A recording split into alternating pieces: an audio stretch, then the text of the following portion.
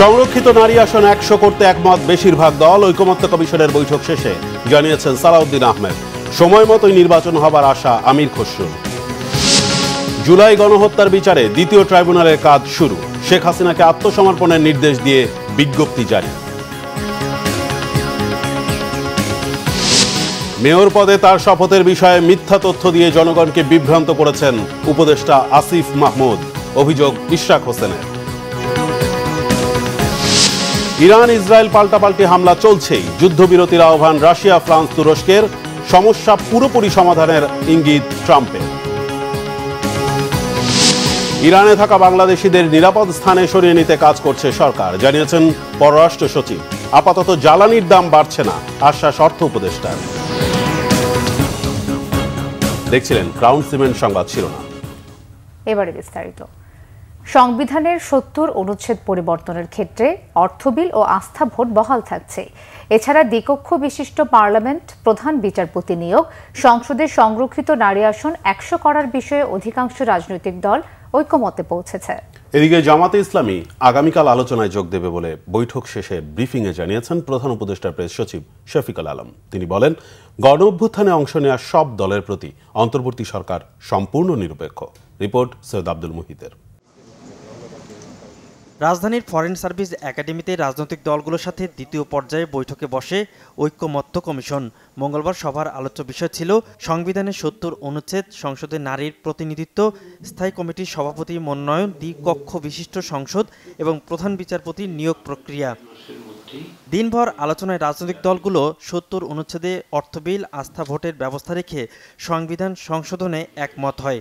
বৈঠকে সংবিধান সংশোধন ও জাতীয় নিরাপত্তা কিংবা যুদ্ধ ইস্যু দুটি যুক্ত করার দাবি জানিয়েছে বিএনপি। 70 অনুচ্ছেদের ব্যাপারে আপনারা বলছেন, দুইটা বিষয়ে সবাই একমত, আমরাও একমত হয়েছি, কিন্তু আমরা বলেছি যে আমাদের দলের পক্ষ থেকে আমরা এই দুইটা নোট অফ ডিসেন্ট দিয়ে এইভাবে সংযুক্তি রাখতে চাই, যেহেতু আমরা মনে করি জাতীয় নিরাপত্তার পরিস্থিতি, যুদ্ধ পরিস্থিতিতে অবশ্যই জাতিকে একমত হতে হবে, এটা ওপেন রাখলে হবে না। আর সংবিধান সংশোধনের বিলের ক্ষেত্রে আমরা যদি আস্থা ভোটের ক্ষেত্রে একমত হতে পারি, তাহলে সংবিধান সংশোধনের বিলের ক্ষেত্রে এখানে একমত হব না। এছাড়াও সংসদীয় স্থায়ী কমিটির 4টিতে বিরোধী দলকে সভাপতি দেওয়ার বিষয়েও একমত হয় রাজনৈতিক দলগুলো। নারীর আসন 100 এবং প্রধান বিচারপতি নিয়োগ পদ্ধতি নিয়ে দলগুলোর মধ্যে ভিন্নমত থাকলেও সংশোধনের বিষয়ে সব দল একমত পোষণ করেছে। 2 কক্ষ বিশিষ্ট পার্লামেন্ট আছে মূলত ক্ষমতার ভারসাম্য তৈরি করার জন্য। বাংলাদেশের ইতিহাসে এ পর্যন্ত আমরা যেটা দেখেছি যে ক্ষমতার যে এককেন্দ্রিকতা এবং সমস্ত কিছু এক ব্যক্তির হাতে কেন্দ্রীভূত হয়ে গেছিল, সেটাই আমাদের রাষ্ট্রের গণতান্ত্রিক চর্চার ক্ষেত্রে সবচেয়ে বড় বাধা ছিল। যে এই যে দ্বিকক্ষ বিশিষ্ট পার্লামেন্টের ব্যাপারে দ্বিমত, এটা দেশবাসীর কাছে আপনারা তুলে ধরবেন এবং ঐকমত্য প্রতিষ্ঠা করেই আমরা যাতে সবাই যেতে পারি, তথাকথিত সংখ্যাগরিষ্ঠতা দিয়ে কোনো কিছু চাপিয়ে দেওয়া হবে না, সেটাই আমরা আকাঙ্ক্ষা করি। সংবিধান সংশোধনীর মতো এত গুরুত্বপূর্ণ একটা বিষয়, সেখানে আমাদের যারা জনপ্রতিনিধি থাকবেন, সাংসদ থাকবেন, তারা যাতে ফ্রিলি এই ব্যাপারে মতামত দিতে পারেন, ভোট দিতে পারেন, সেই সুযোগটা থাকা উচিত। না হলে আমরা আগেও দেখেছি যে সংবিধান সংশোধনের ক্ষেত্রে একজন বা গুটি কয়েকজনের স্বার্থের ক্ষেত্রে দেশের একটা সংবিধান পাল্টে যায়, সেরকমটা হওয়া উচিত না। কমিশনের সহসভাপতি আলী রিয়াজ বলেন, সংবিধান সংশোধনে রাজনৈতিক দলগুলোর মধ্যে ইতিবাচক পরিবর্তন লক্ষণীয়। জুলাই মাসের মধ্যে জাতীয় সনদ তৈরির আশ্বাসও দেন তিনি। কম বেশি সকলেই স্বীকার করেছেন যে এই বিষয়ে পুনর্বিবেচনা করা দরকার। ফলে আমরা দ্বিকক্ষ বিশিষ্ট পার্লামেন্টের ক্ষেত্রে যে বিষয়ে যারাই একমত হয়েছেন তাদের অধিকাংশের ক্ষেত্রে যেটা হয়েছে, এটা 100 আসনের একটি দ্বিকক্ষ বিশিষ্ট পার্লামেন্ট তৈরি করা, উচ্চকক্ষ তৈরি করার বিষয়। কিন্তু আলোচনা শেষ হয়নি, আলোচনা অব্যাহত আছে, বিশেষ করে প্রক্রিয়া পদ্ধতি কিভাবে নির্বাচিত হবে এবং কী কী দায়িত্ব। আমরা প্রতিদিনই কিছু কিছু অগ্রসর হচ্ছি। এদিকে প্রধান উপদেষ্টার প্রেস সচিব শফিকুল আলম জানিয়েছেন, বুধবার ঐকমত্য কমিশনের বৈঠকে যোগ দেবে জামাতে ইসলামী। আমরা তাদের সাথে আজকে কথা বলেছি, কালকে ইনশাল্লাহ তারা আশা করছি তারা জয়েন করবেন। সৈয়দ আব্দুল মুহিত, বাংলা ভিশন, ঢাকা।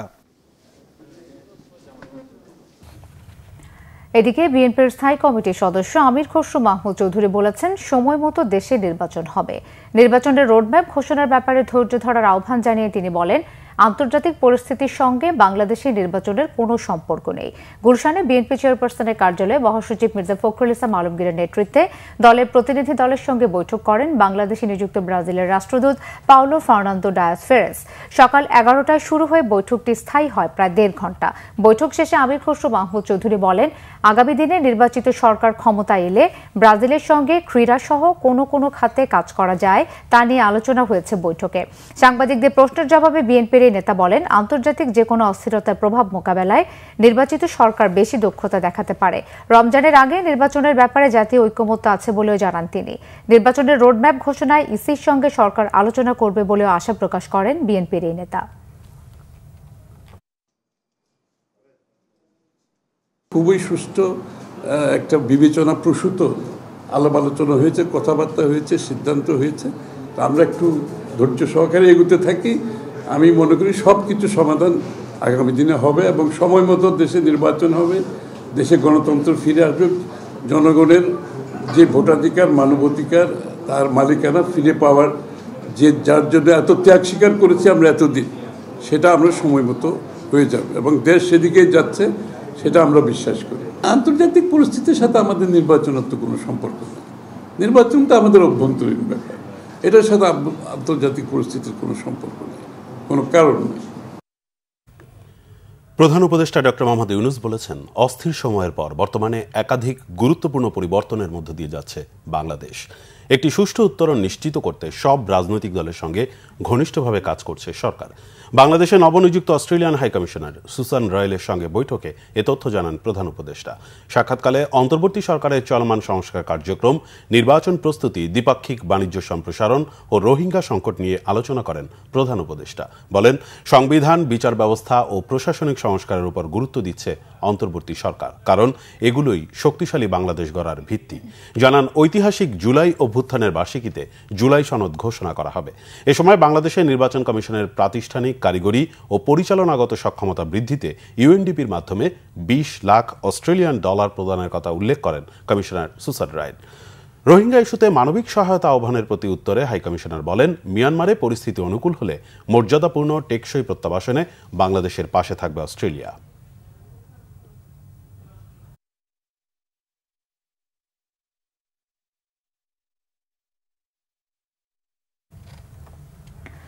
জুলাইয়ের গণহত্যার বিচারের জন্য গঠিত হয়েছে দ্বিতীয় ট্রাইব্যুনাল। এর কার্যক্রম শুরু হয়েছে আজই। এই দিন প্রথমবারের মতো এজলাসে বসেন 3 বিচারক। তাদেরকে সংবর্ধনা দেয় অ্যাটর্নি জেনারেলের কার্যালয়।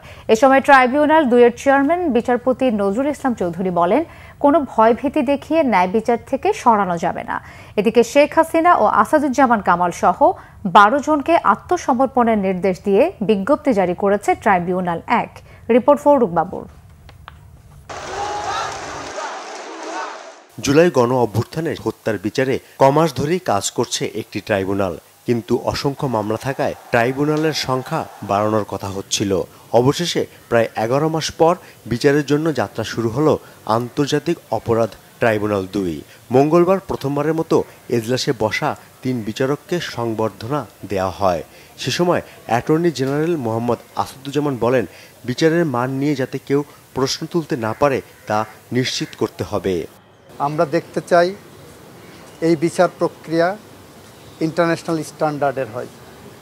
আমরা বলেছি এখানে একদিকে বিগত 17 বছরে বাংলাদেশের মানুষের উপর ঘটে যাওয়া সমস্ত রকম অন্যায়, অত্যাচার, অবিচারের বিরুদ্ধে ন্যায় বিচারের যেমন প্রত্যাশা, অ্যাট দি সেম টাইম এই ন্যায় বিচার প্রতিষ্ঠায় কোনো প্রশ্নবোধক চিহ্ন যাতে না থাকে, আন্তর্জাতিক মানদণ্ডে যাতে ন্যায় বিচারটা করা হয় সেটাও নিশ্চিত করা।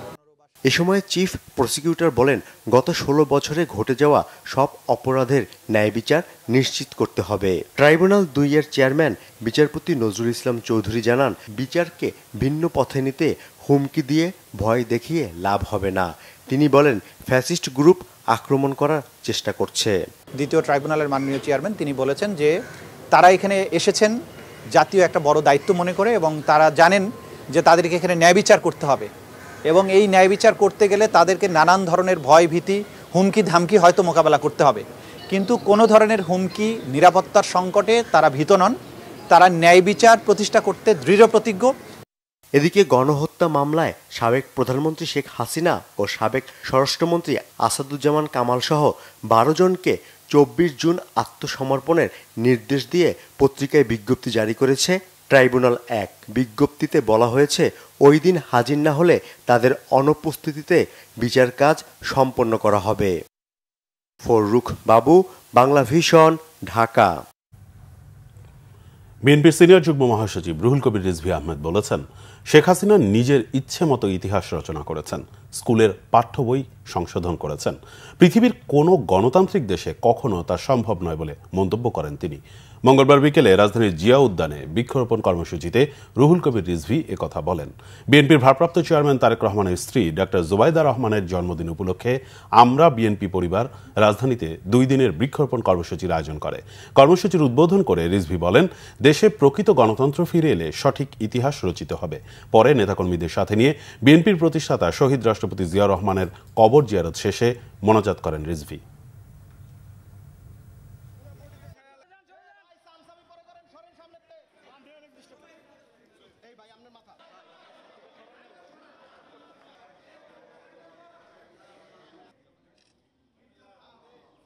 প্রকৃত গণতন্ত্র আসলে প্রকৃত ইতিহাস রচনা হবে, প্রকৃত গণতন্ত্র আসলে প্রকৃত গবেষণা হবে এবং এই গবেষণার ফলাফল দিয়ে আমরা আমাদের দেশকে নানা ক্ষেত্রে নানা দিকে আমরা উন্নয়ন ঘটাতে পারব।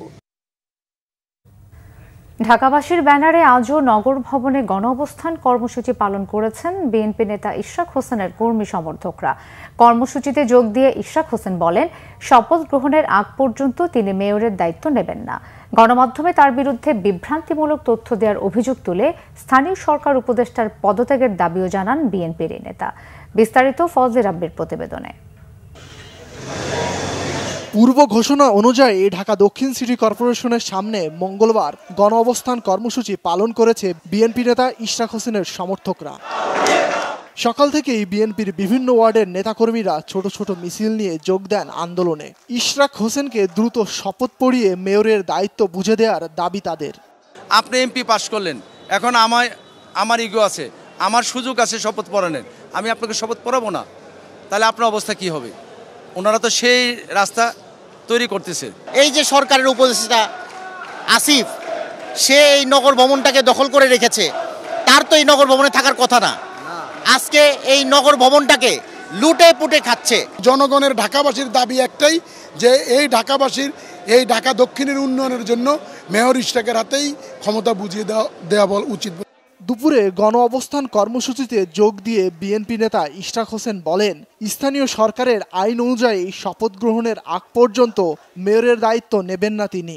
জরুরি সেবা এবং পরবর্তীতে আমাদের সিদ্ধান্ত হয়েছে যে দৈনন্দিন সেবা অর্থাৎ জন্ম মৃত্যু নিবন্ধন সার্টিফিকেট, এই বিষয়গুলা যাতে চলমান থাকে সেটিকে নিশ্চিত করার জন্য পর্যায়ক্রমে এটার সাথে যারা যুক্ত রয়েছে ওয়ার্ড সচিবরা, তাদের সাথে আমরা বৈঠক করে তাদেরকে দিক নির্দেশনা দিচ্ছি। এটি আমি করছি, কিন্তু অফিসিয়ালি মেয়র হিসেবে দায়িত্ব নেওয়ার জন্যে স্থানীয় সরকার যে আইন রয়েছে 2009 সালে গৃহীত এবং 2010 সালে তার বিধিমালা গৃহীত হয়, সেই অনুযায়ী অবশ্যই শপথ গ্রহণ অনুষ্ঠানটি আয়োজন করতে হবে।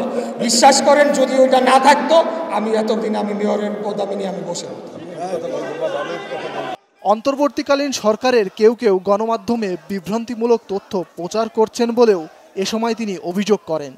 আমি দুর্নীতি দমন কমিশনকে আহ্বান জানাতে চাই, আপনারা এখানে আসুন, এসে এখানে যতদিন এই আসিফ মাহমুদ সজীব ভুঁইয়া অফিস করেছে, কি কি দুর্নীতি করে গিয়েছে তার সমস্ত কিছু আপনারা তদন্ত করুন।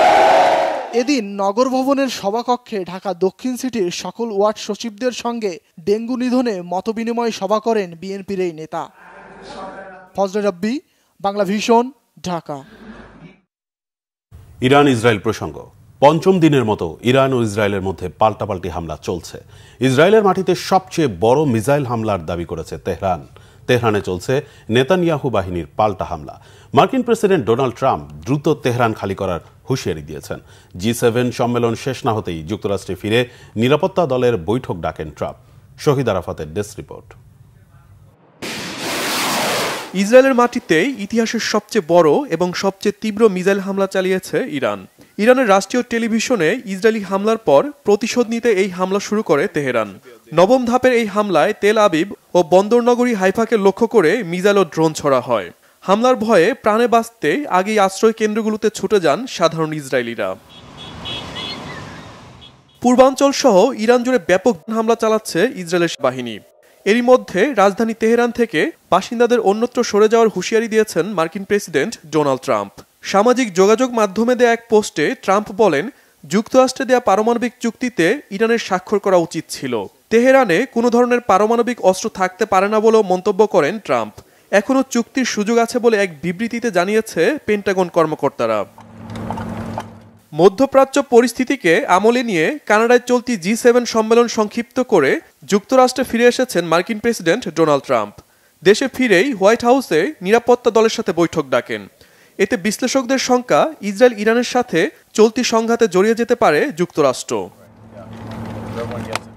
এদিকে ইসরায়েলের প্রধানমন্ত্রী বেনিয়ামিন নেতানিয়াহুর দাবি, তাদের হামলায় তেহরানের পারমাণবিক কর্মসূচি অনেকটাই পিছিয়ে গেছে।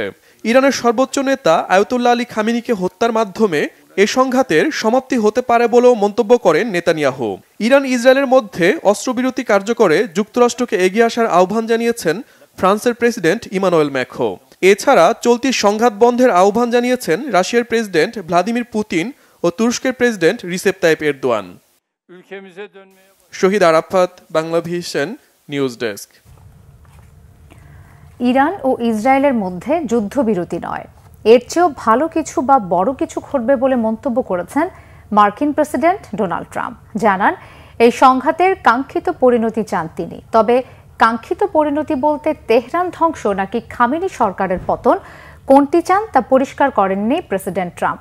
একই দিনে ইরানের সর্বোচ্চ নেতা আয়াতুল্লাহ আলী খামেনির পরিণতি ইরাকের সাবেক স্বৈরশাসক সাদ্দাম হোসেনের মতো হতে পারে বলেও সতর্ক করে দিয়েছে ইসরায়েল। ফলে প্রশ্ন উঠেছে, আমেরিকা কি ইসরায়েলের সাথে সরাসরি ইরানে হামলায় যোগ দেবে নাকি অস্ত্র সহায়তা দেবে? ইরানের সরকার পরিবর্তনের জন্য কি গাজার মতোই তেহরানকে মাটির সাথে মিশিয়ে দেওয়ার ষড়যন্ত্র করছে আমেরিকা ও তার বন্ধু ইসরায়েল? রিফাত জামানের ডেস্ক রিপোর্ট। ফিলিস্তিনের গাজার মতো ইরানের তেহরানের পরিণতির পরিকল্পনা করছে কি আমেরিকা ও তার মিত্র ইসরায়েল? তারা কি সিরিয়ার মতোই ইরানের সরকার পরিবর্তন চাইছে? কিন্তু কেন? এমন সব প্রশ্ন উঠেছে মঙ্গলবার মার্কিন প্রেসিডেন্ট ডোনাল্ড ট্রাম্প ও ইসরায়েলের প্রধানমন্ত্রী বেনিয়ামিন নেতানিয়াহুর মন্তব্যের পর।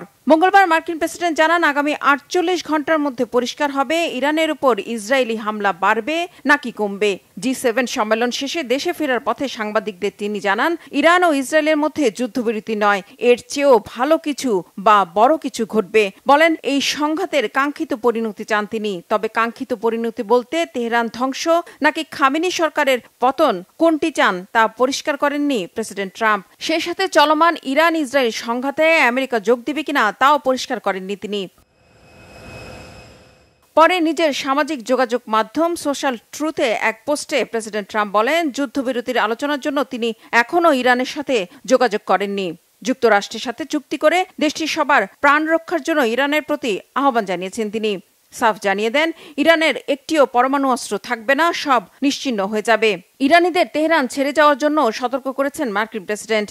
একই দিনে ইসরায়েলের প্রতিরক্ষামন্ত্রী ইসরায়েল কার্সো সতর্ক করে দিয়ে বলেছেন, ইরানের সর্বোচ্চ নেতা আয়াতুল্লাহ আলী খামেনির পরিণতি ইরাকের সাবেক স্বৈরশাসক সাদ্দাম হোসেনের মতো হতে পারে। খামেনি হত্যার পরিকল্পনা নাকচ করে দেননি ইসরায়েলের প্রধানমন্ত্রী বেনিয়ামিন নেতানিয়াহু। হুঁশিয়ার করে দিয়ে বলেছেন, ইরানের বিরুদ্ধে সামরিক অভিযানের মাধ্যমে মধ্যপ্রাচ্যের চেহারা বদলে দিচ্ছে Israel.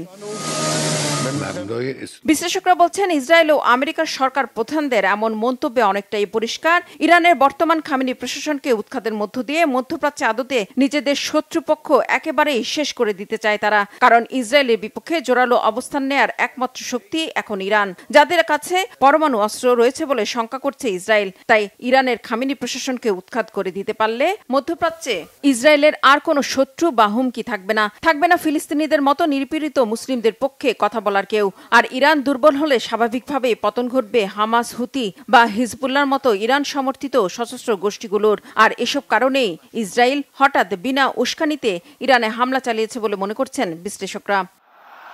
Rifat Zaman, Bangla Vision news desk. Iran Israel যুদ্ধে আটকে পড়া বাংলাদেশিদের নিরাপদ স্থানে সরিয়ে নেওয়ার কাজ করছে সরকার। ভারপ্রাপ্ত পররাষ্ট্র সচিব রুহুল আলম সিদ্দিকী এই তথ্য জানান। ইরানের রাজধানী তেহরানে 400 বাংলাদেশির মধ্যে 100 জন নিরাপত্তার জন্য দূতাবাসে আবেদন করেছেন। প্রধান উপদেষ্টার যুক্তরাজ্য সফরের বিষয়ে সচিব জানান, এটি সরকারি সফর হিসেবে বিবেচিত হওয়ার কথা এবং সফরটি সফল হয়েছে। Miraj Hossain Gazi report. Iran Israel যুদ্ধ পরিস্থিতিতে আটকে পড়া বাংলাদেশিদের বিষয়ে সরকার সজাগ রয়েছে। পররাষ্ট্র মন্ত্রণালয় জানিয়েছে, ইরানে 2000-এর মতো বাংলাদেশি রয়েছে। তাদের অনেকেই ঝুঁকির মধ্যে জীবন পার করছেন। অনেকেই নিরাপত্তার জন্য বাংলাদেশ দূতাবাসে সহায়তাও চেয়েছে। পররাষ্ট্র মন্ত্রণালয়ে নিয়মিত ব্রিফিংয়ে ইরান ইসরায়েল যুদ্ধ পরিস্থিতিতে বাংলাদেশিদের সবশেষ অবস্থা তুলে ধরেন মন্ত্রণালয়ের ভারপ্রাপ্ত সচিব রুহুল আলম সিদ্দিকী। তিনি জানান, দূতাবাসে যারা সহায়তা চেয়েছে তাদের দ্রুত সরিয়ে নেওয়া হচ্ছে। আমরা এই তেহরানে যে বাংলাদেশিরা আছেন এবং আমাদের দূতাবাসে যারা কাজ করছেন তাদেরকে নিরাপদে সরে যাওয়ার জন্য পরামর্শ দিয়েছি এবং তাদেরকে নিরাপদে তেহরান থেকে দূরে কোথাও কিছু সময়ের জন্য রাখার জন্য আমরা ব্যবস্থা গ্রহণ করেছি। সম্প্রতি প্রধান উপদেষ্টার যুক্তরাজ্য সফরের বিষয়ে প্রশ্নের জবাবে ভারপ্রাপ্ত সচিব জানান, প্রধান উপদেষ্টার সফর হয়েছে সফল। যুক্তরাজ্য সরকারের সঙ্গে বাংলাদেশের সম্পর্কে কোনো টানাপোড়েন নেই বলেও জানান তিনি।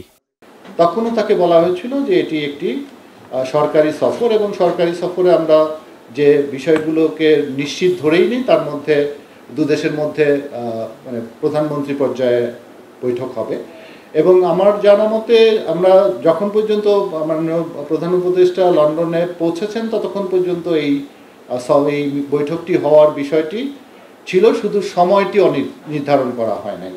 সুতরাং আমরা শেষ পর্যন্ত আমাদের প্রত্যাশা ছিল যে এই বৈঠকটি হবে। শেষ মুহূর্তে কোনো কারণে এই বৈঠকটি হয়নি। সংবাদ সম্মেলনে জানানো হয়, গোটা মধ্যপ্রাচ্যে শান্তি ও স্থিতিশীলতা চায় বাংলাদেশ।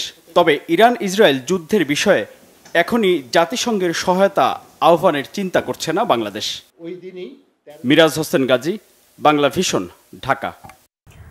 ইরান ইসরায়েল যুদ্ধ দীর্ঘমেয়াদী হলে সংকটে পড়তে পারে দেশের জ্বালানি খাত। বিশ্লেষকরা বলছেন, বিশ্ব জ্বালানির বাজার এলোমেলো হলে দাম যেমন বাড়বে, অন্যদিকে সরবরাহ পড়বে হুমকির মুখে। আমদানি নির্ভর জ্বালানি খাতে স্বস্তি নিশ্চিতে জ্বালানি তেল ও এলএনজি আমদানিতে নতুন বাজার খোঁজার পরামর্শ বিশেষজ্ঞদের। রিপোর্ট রিশান নাসরুল্লাহর। ইরান ইসরায়েল যুদ্ধের প্রভাবে টালমাটাল হতে পারে বিশ্ব জ্বালানির বাজার। জ্বালানি তেলের উৎপাদন যেমন কমবে, তেমনি এর বিপণনও পড়বে হুমকির মুখে। এতে দীর্ঘমেয়াদে বাড়বে জ্বালানি পণ্যের দাম। সরকারের প্রায়োরিটি জ্বালানি খাত বিশ্লেষকরা বলছেন, মধ্যপ্রাচ্যে অস্থিরতা থাকলে চ্যালেঞ্জ দেখা দেবে তেল ও এলএনজি আমদানিতে। ফলে অভ্যন্তরীণ বাজারে এসব পণ্যের দাম সহসাই বাড়তে পারে। এখন এটার এফেক্ট বাংলাদেশের এবং বিশ্বের অনেক জায়গাতেই পড়বে। সুতরাং আমরা ধারণা করতে পারি যে বর্তমানের যে বহুদিনের যে একটা স্থিরতা ছিল তেল বাজারে, সেটা এখন থাকবে না। এটার একটা ঊর্ধ্বমুখী উল্লম্ফন বলতে পারেন বা ঊর্ধ্বমুখী হবে এটা, যেটা নাকি বাংলাদেশের ইকোনমির জন্য একটু ক্ষতিকর। একদিকে আন্তর্জাতিক বাজারে এই জ্বালানির দাম বৃদ্ধি, অন্যদিকে হলো যে এই পুরো সরবরাহ ব্যবস্থায় বিঘ্ন সৃষ্টি। এই দুটোর কারণে আমি মনে করি বাংলাদেশ সামনের দিনগুলোতে জ্বালানি সংকটে পড়ার সম্ভাবনা রয়েছে এবং সেই ক্ষেত্রে জ্বালানি পণ্যের দাম বেড়ে যাবে। বিশেষ করে যে এলএনজি এবং পেট্রোলিয়াম, এই দুটাই কিন্তু বিশেষ করে যে পেট্রোল এবং যে ডিজেল, এই দুটার কিন্তু দাম বেড়ে যেতে পারে। বিশ্ববাজারে জ্বালানি পণ্যের দাম বাড়লে দেশে অসাধু চক্র মাথাচাড়া দিতে পারে বলে শঙ্কা খাত সংশ্লিষ্টদের। এটি নিত্যপণ্য উৎপাদন খাতে নেতিবাচক প্রভাব ফেলতে পারে। একটা ফ্যাক্টর আছে যে সুবিধাবাদী, যেমন যে যা কিছু ধরেন অস্থিরতা অয়েল মার্কেট বা জ্বালানি ক্ষেত্রে, সেইটার ছুতায় দামটা বাড়িয়ে দেওয়া হয়। এটা লোকাল কারসাজি আর কি। বাট তাছাড়াও এমনিও বিশ্ববাজারে দাম বাড়ছে, সুতরাং দামটা তো বাড়বে এবং এই দাম বাড়ার জন্য যে লোকালি আমাদের অবশ্যই একটা এফেক্ট হবে। সব মিলিয়ে পরিস্থিতি আসলে জটিল। একদিকে আসলে এর যে খরচ বেড়ে যাওয়ার সম্ভাবনা, একই সঙ্গে সরবরাহে বিঘ্ন সৃষ্টি হওয়া, তারপরে এখানে বিমার বিষয় আছে, তো জাহাজ পথ দিয়ে আসবে, তখন বিলম্ব হতে পারে। তো সব মিলিয়ে আসলে বাংলাদেশ এখন একটা অস্বস্তির মধ্যে আছে। শুধুমাত্র বাংলাদেশ নয়, দক্ষিণ এশিয়ার অন্যান্য দেশগুলোই একই অবস্থার মধ্যে আছে। তো সুতরাং এই জায়গাতে যে অনিশ্চয়তার সৃষ্টি হয়েছে, এখানে যে একটা দাম বৃদ্ধিজনিত যে একটা ব্যয় বৃদ্ধি, সেগুলো সম্ভাবনা আছে। এটার কারণ দেখা যাবে কি যে বাংলাদেশের ম্যানুফ্যাকচারিং সেক্টর একটা বড় চাপে পড়তে পারে, উৎপাদন খরচ বেড়ে যেতে পারে, পরিবহন খাতে ব্যয় বৃদ্ধি হতে পারে এবং একই সঙ্গে বিশ্ববাজারে যে প্রতিযোগিতা সেই জায়গাতে বাংলাদেশ পিছিয়ে পড়তে পারে। জ্বালানি নিরাপত্তা নিশ্চিতে আমদানি নির্ভরতা কমিয়ে দেশে তেল গ্যাস অনুসন্ধানে কার্যকর পদক্ষেপ নেওয়ার পরামর্শ বিশ্লেষকদের। ইরান ইসরায়েল সংঘাতটা যদি অন্য রিশাদ নাসরুল্লাহ, বাংলাভিশন, ঢাকা। অর্থ উপদেষ্টা ডক্টর সালেউদ্দিন আহমেদ বলেছেন, ইরান ইসরায়েল যুদ্ধের ফলে বাণিজ্য সংকটের বিষয় পর্যবেক্ষণ করছে সরকার, তবে আপাতত দেশে জ্বালানির দাম বাড়ানোর চিন্তা নেই। সকালে সচিবালয়ে অর্থনৈতিক ক্রয় সংক্রান্ত উপদেষ্টা কমিটির বৈঠক শেষে এসব কথা বলেন অর্থ উপদেষ্টা জানান, ইরান ইসরায়েল যুদ্ধে এলএনজি, তেল, সারের উপর স্বাভাবিকভাবেই প্রভাব পড়বে, তবে এখন পর্যন্ত আগের দামই আমদানি হয়েছে। আজ আরও আমদানির কার্যাদেশ দেওয়া হয়েছে, ভবিষ্যতে হয়তো আরও ব্যাহত হতে পারে। যুদ্ধ চলতে থাকলে করণীয় নিয়ে বিকল্প ভাবছে সরকার। উপদেষ্টার আশা, চলমান যুদ্ধ খুব একটা দীর্ঘস্থায়ী হবে না।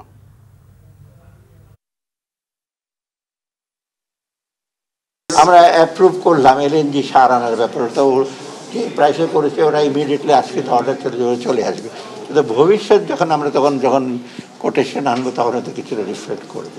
যুদ্ধ লম্বা হলে বিকল্প চিন্তা করছেন? বিকল্প চিন্তা এই যে এনার্জি মিনিস্ট্রিটা করছে ডেফিনেটলি। আমরা তো এলএনজির উপর ডিপেন্ড করি বেশি, এবং ইভেন শুধু যুদ্ধ তো শুধু এনার্জি প্রাইস না, আমার সার যেগুলো আসবে, আপনি জানেন বেশিরভাগ জাহাজ আসে কোন দিক থেকে, যে হরমুজ প্রণালী আসে সেটা এফেক্ট করতে পারে। আমার মনে হয় এই জিনিসটা বেশি দিন চলবে না। বাংলাদেশ জাতীয় কর্তৃপক্ষ রাসায়নিক অস্ত্র কনভেনশনের 24তম সাধারণ সভা হয়েছে। ঢাকা সেনানিবাসে সশস্ত্র বাহিনী বিভাগের মাল্টিপারপাস হলে এই সভা হয়। আন্তঃবাহিনী জনসংযোগ পরিদপ্তরে পাঠানো এক সংবাদ বিজ্ঞপ্তিতে এই তথ্য জানানো হয়েছে। সভায় সভাপতিত্ব করেন প্রতিষ্ঠানটির চেয়ারম্যান ও সশস্ত্র বাহিনী বিভাগের principal staff officer lieutenant general SM. Kamrul Hasan. ISPR জানায়, বিভিন্ন মন্ত্রণালয়, সংস্থা এবং বাহিনীগুলো থেকে বিএনএসিডব্লিউসির 43 জন উচ্চপদস্থ সামরিক ও বেসামরিক কর্মকর্তা এই সভায় অংশ নেন। রাসায়নিক অস্ত্র কনভেনশন ও রাসায়নিক অস্ত্র আইনের বিধিবিধান কার্যকরভাবে বাস্তবায়নের লক্ষ্যে 23তম সাধারণ সভায় গৃহীত সিদ্ধান্তগুলো বাস্তবায়নের অগ্রগতি পর্যালোচনা করা হয়। দেশের সার্বিক রাসায়নিক নিরাপত্তা ব্যবস্থা সুসংহত করা ও রাসায়নিক দুর্ঘটনা মোকাবেলায় কার্যকর ব্যবস্থা সম্পর্কে আলোচনা হয়েছে। চট্টগ্রাম বন্দরে দীর্ঘমেয়াদে মজুত করা রাসায়নিকগুলো ধ্বংস করা ও অন্যান্য বন্দরে রাসায়নিক দ্রব্যের নিরাপত্তা ব্যবস্থা সুসংহত করার বিষয়েও আলোচনা করা হয়।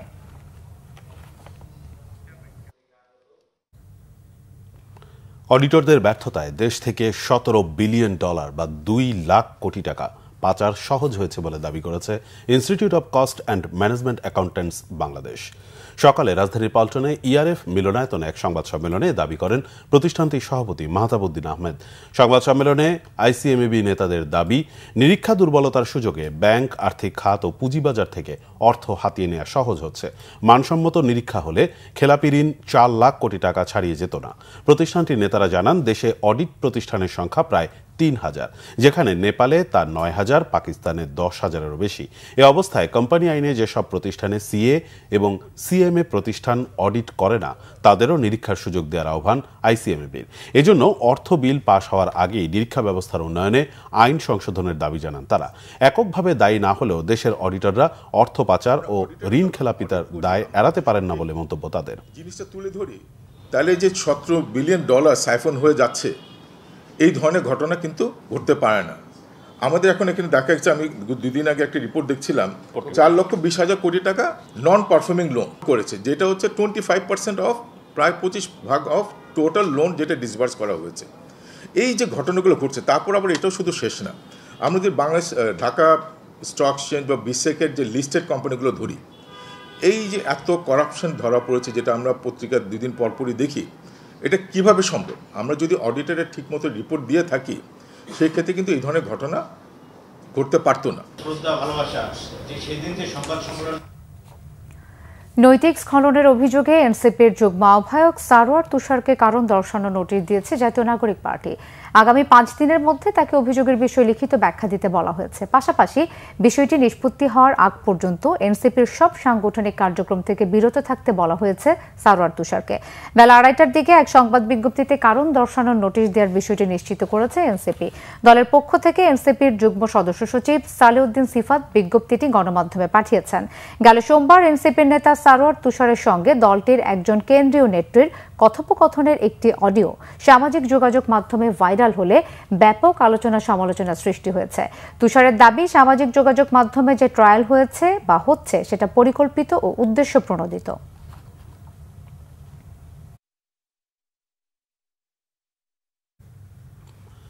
ফলনে সাফল্য পাওয়ায় বিদেশি জাতের আম চাষে ঝুঁকছে খাগড়াছড়ির কৃষকরা। বর্তমানে সেখানে অন্তত ৪৫ প্রজাতির বিদেশি আমের চাষ হচ্ছে। দেশি আমের চেয়ে দামও মিলছে বেশি। বিদেশি জাতের আম চাষ সম্প্রসারণে কাজ করছে কৃষি বিভাগ। তবে আম বিক্রিতে টোলের নামে চাঁদাবাজিতে ক্ষুব্ধ চাষিরা। খাগড়াছড়ি প্রতিনিধি এইচ.এম. প্রফুল্লর তথ্যচিত্র নিয়ে ডেস্ক রিপোর্ট।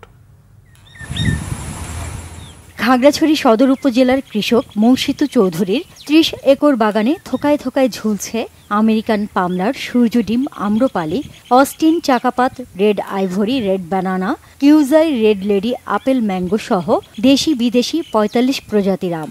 সাবেক এই বিজিবি সদস্য গত বছর ৫০ লাখ টাকার আম বিক্রি করেছেন। এবারও লাভবান হবার স্বপ্ন তার। প্রচলিত জাতের চাইতে বিদেশি আমটা ফলন বেশি এসেছে, তো আমি আশা করি এবছর ভালো অ্যামাউন্ট পাবো। আর আমার কিছু কিছু জাত আছে, বিদেশি জাতগুলো আপনার ৩.৫ কিলো পর্যন্ত হয়। বিদেশি আমের দাম বেশি পাওয়ায় মংসিতুর মতো আরও অনেকে আগ্রহী হচ্ছেন বিদেশি জাতের আম চাষে। তবে কেউ কেউ বলছেন এখনও পাহাড়ের সেরা আম হচ্ছে আম্রপালি, তা চলতি বছর ফলন কম হলেও। পৌরসভা খড় এবং এই যে জেলা পরিষদ খড়, বাজার পান খড়, এই খড়গুলো একটু যদি সরকারিভাবে যদি কমে নিয়ে যায় তাহলে আমরা আরো বেশি লাভবান হব। বাণিজ্যিকভাবে লাভবান হওয়ায় চাষিদের বিদেশি আম চাষে উৎসাহিত করার পাশাপাশি চারা সরবরাহ করছে কৃষি বিভাগ। এই বিদেশি আমগুলো চাষাবাদ করলে কৃষকরা কিন্তু আমের যে এই লেন্থটাকে, সময়ের ব্যবধানটাকে একটু বাড়াইতে পারে। আমরা জানি যে জুলাই, আগস্ট, সেপ্টেম্বর মাস, অক্টোবর মাসেও কিন্তু অনেক বিদেশি জাতের আম আছে যেগুলির খুবই চাহিদা থাকে, তো সেক্ষেত্রে কৃষকরা যথেষ্ট লাভবান হবে। এদিকে খাগড়াছড়ি থেকে ঢাকা, চট্টগ্রাম, ফেনী সহ দেশের বিভিন্ন জেলায় দেশি বিদেশি আম বিপণনে অতিরিক্ত অবৈধ টোল আদায় বন্ধের দাবি বাগান মালিকদের। আম ব্যবসায়ীদের রেজিম সরকারের আমলে অনেক প্রতিবন্ধকতা ছিল। পথে পথে সরকারি প্রতিষ্ঠানগুলোর অতিরিক্ত টোলের নামে চাঁদাবাজি, যা বর্তমান সরকারের আমলে আমি আশা রাখছি বর্তমান সরকারের আমলে এই টোলটা সহনশীল পর্যায়ে নিয়ে আসবে বলে আমি আশাবাদী। সুস্থ ও সঠিক পরিবেশ না পেলে আম চাষে বিমুখ হবার শঙ্কায় কৃষকরা। Bangla vision news desk. আরও কিছু খবর নিয়ে একটি ডেস্ক রিপোর্ট। বিএনপির যুগ্ম মহাসচিব সৈয়দ ইমরান সালে প্রিন্স বলেছেন, জনগণের মন জয় করে আগামী নির্বাচনে নিরঙ্কুশ বিজয়ী ও অঙ্গীকার পূরণের চ্যালেঞ্জ গ্রহণের উপযোগী করে নিজেদের প্রস্তুত করতে হবে। সকালে ময়মনসিংহের হালুয়াঘাটে ধারা উচ্চ বিদ্যালয়ে নেতাকর্মীদের সাথে মতবিনিময়কালে তিনি একথা বলেন। ঈদ পুনর্মিলনী ও আলোচনা সভা হয়েছে নরসিংদীর রায়পুরায়। বেগমাবাদ ওয়াসিল উদ্দিন মুন্সি হাই স্কুল প্রাঙ্গণে। এতে প্রধান অতিথি ছিলেন বিএনপির কেন্দ্রীয় কমিটি বিজ্ঞান ও প্রযুক্তি বিষয়ক সহ সম্পাদক ইঞ্জিনিয়ার আশরাফ উদ্দিন বকুল। এ সময় বিএনপিকে শক্তিশালী করতে সবাইকে মিলেমিশে কাজ করার আহ্বান জানান তিনি। রাসায়নিক অস্ত্র কনভেনশনের ২৪তম সাধারণ সভা করেছে বাংলাদেশ জাতীয় কর্তৃপক্ষ রাসায়নিক অস্ত্র কনভেনশন BNACWC। সশস্ত্র বাহিনীর বিভাগের মাল্টিপারপাস হলে এতে সভাপতিত্ব করেন BNACWC এর chairman lieutenant general SM Kamrul Hasan. এছাড়াও অংশ নেন বিভিন্ন মন্ত্রণালয়, সংস্থা এবং BNACWC এর ৪৩ জন উচ্চপদস্থ সামরিক ও বেসামরিক কর্মকর্তা। সভায় চট্টগ্রাম বন্দরের দীর্ঘমেয়াদে মজুতকৃত রাসায়নিক দ্রব্য ধ্বংসকরণ সহ অন্যান্য বন্দরের রাসায়নিক দ্রব্যের নিরাপত্তা ব্যবস্থা সুসংহত করার ব্যাপারেও আলোচনা করা হয়। ওয়াটার স্যানিটেশন ও হাইজিন ওয়াশ খাতে যৌথভাবে সর্বশেষ বাজেট ট্র্যাকিং বিশ্লেষণ প্রকাশ করেছে power and participation research centre PPRC এবং ওয়াটার এইড বাংলাদেশ। এতে ২০২৫-২৬ অর্থ বছরের বার্ষিক উন্নয়ন কর্মসূচিতে এডিপির বরাদ্দ কমার প্রবণতা নিয়ে গুরুতর উদ্বেগ প্রকাশ করা হয়। প্রতিবেদনে টেকসই উন্নয়ন লক্ষ্যমাত্রা SDG 6 এবং জাতীয় অগ্রাধিকার লক্ষ্য NPT 17 ও 18 অর্জনের ক্ষেত্রে এর বিরূপ প্রভাব নিয়েও আলোকপাত করা হয়। PPRC এর নির্বাহী চেয়ারম্যান ডক্টর হোসেন জিল্লুর রহমান বলেন, পানি ও স্যানিটেশন শুধু প্রযুক্তিগত বিষয় নয়, এটি একটি মৌলিক মানবাধিকার এবং স্বাস্থ্য মর্যাদা ও সহনশীলতার সঙ্গেও ওতপ্রোতভাবে জড়িত। Bangla vision news desk. সংবাদ শেষ করব আমরা। ক্রাউন 7 শিরোনামগুলো আরো একবার জানিয়ে। সংরক্ষিত নারী আসন 100 করতে একমত বেশিরভাগ দল। ঐকমত্য কমিশনের বৈঠক শেষে জানিয়েছেন সালাউদ্দিন আহমেদ। সময় মতোই নির্বাচন হবার আশা আমির খসরুর। জুলাই গণহত্যার বিচারে দ্বিতীয় ট্রাইব্যুনালের কাজ শুরু। শেখ হাসিনাকে আত্মসমর্পণের নির্দেশ দিয়ে বিজ্ঞপ্তি জারি। মেয়র পদে তার শপথের বিষয়ে মিথ্যা তথ্য দিয়ে জনগণকে বিভ্রান্ত করছেন উপদেষ্টা আসিফ মাহমুদ। অভিযোগ ইশরাক হোসেনের। ইরান ইসরায়েল পাল্টাপাল্টি হামলা চলছে। যুদ্ধবিরতির আহ্বান রাশিয়া, ফ্রান্স, তুরস্কের। সমস্যার পুরোপুরি অবসানের ইঙ্গিত ট্রাম্পের। ইরানে থাকা বাংলাদেশিদের নিরাপদ স্থানে সরিয়ে নিতে কাজ করছে সরকার, জানিয়েছেন পররাষ্ট্র সচিব। আপাতত জ্বালানির দাম বাড়ছে না, আশ্বাস অর্থ উপদেষ্টার। এই ছিল এখনকার মতো। পরের সংবাদ রাত 1টায় দেখার আমন্ত্রণ রইল। এছাড়া বাংলা ভিশন সংবাদ ও সংবাদ সংশ্লিষ্ট অনুষ্ঠান দেখতে ভিজিট করুন www.bbnewz24.com ও facebook.com/banglavisionnews এবং সাবস্ক্রাইব করুন youtube.com/banglavisionnews। ধন্যবাদ। শুভরাত্রি।